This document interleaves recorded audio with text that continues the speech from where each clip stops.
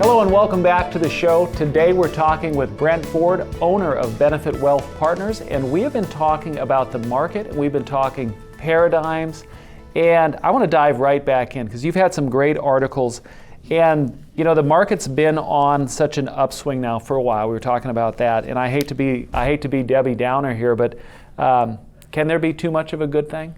Well, the market always happens in cycles, and you know we could be at the end of a cycle. We really don't know. I think it's important to understand that this is not going to happen forever. You know, the market generally will trend up, but there will be some points within the next 3 to 5 years, maybe the next 10 years, where we hit some dark times within the market. We have too much bad going on as far as our debt level in the United States, and you know some of the unwinding that's going to cause.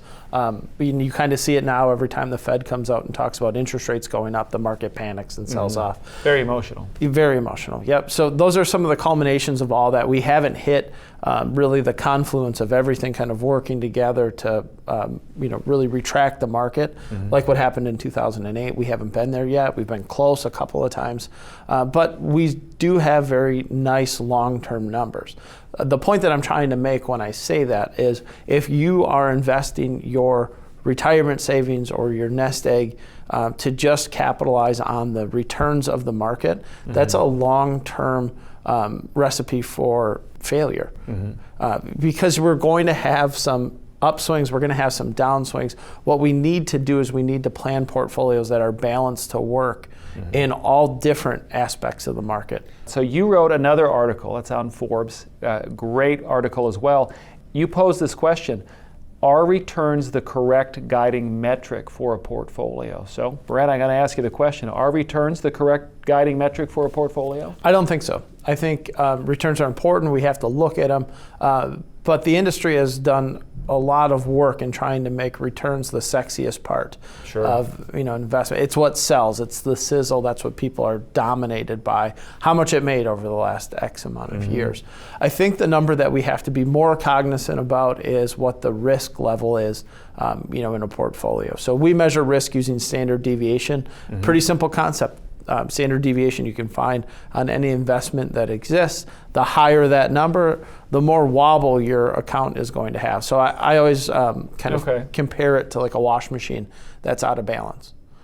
So if you ever had like the old wash machine that rattles around a lot, banging all over the place. Yeah, the more out of balance it is, the more wobble you have, the more likely that washing machine is going to do some damage. It might bust a pipe or hit a hole in your wall, whatever it happens to be, ruin the wash machine.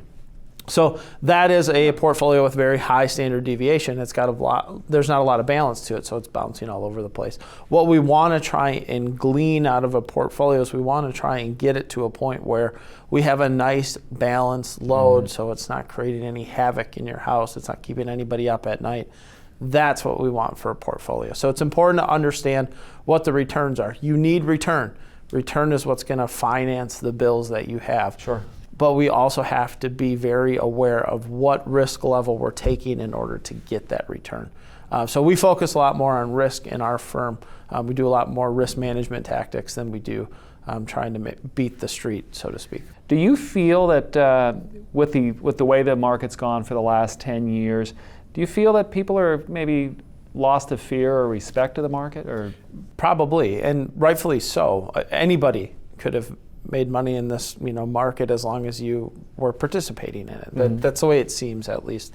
I had a good friend of mine that he always used the like a taxi cab driver.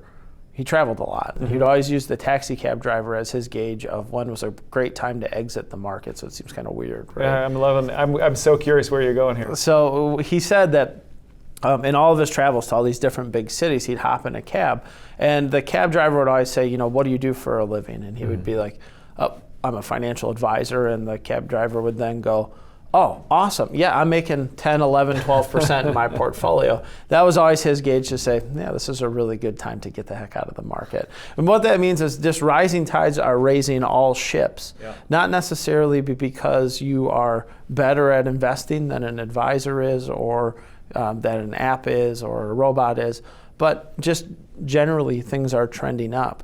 The problem is that once those tides go away, that's where you have these significant drawdowns, and that's the part that people aren't always equipped to understand in a DIY portfolio. I think as advisors, our job is not to pick your mutual funds and stocks and bonds and whatever products that you have. I mean, that's a portion of it.